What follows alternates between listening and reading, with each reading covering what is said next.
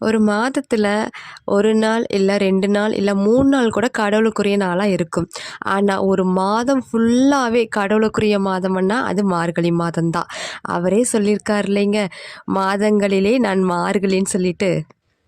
இந்த மார்கழி மாதத்த தனுர் மாதம்னு சொல்லுவாங்க. அதே மாரி தேவர்களோட மாதம்னு சொல்லுவாங்க. சூரிய உதயத்துக்கு முன்னாடி வரும் அந்த அதிகாலை 4 மணி முதல் 6 மணிக்குள்ள பிரம்ம முகூர்த்தம்னு சொல்லுவாங்க. இந்த நேரத்தில வீசும் காத்தாகட்டும், இந்த வேளையில் நம்ம செய்யும் பூஜைகளாகட்டும், நெறைய பலன்கள கொடுக்கும்னு சொல்லுவாங்க.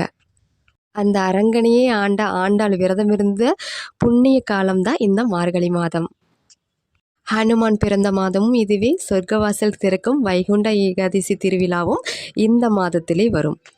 அதே மாதிரி மகாபாரத போர் இந்த மார்கழி மாதத்தில் தான் நடைபெற்றது அப்படின்னு சொல்றாங்க இல்லைங்க. அந்த ஒரே காரணத்துக்காக அந்த காலத்துல ஆண்ட மன்னர்கள் இந்த மாதத்துல போர் செய்யவே மாட்டாங்களாம்.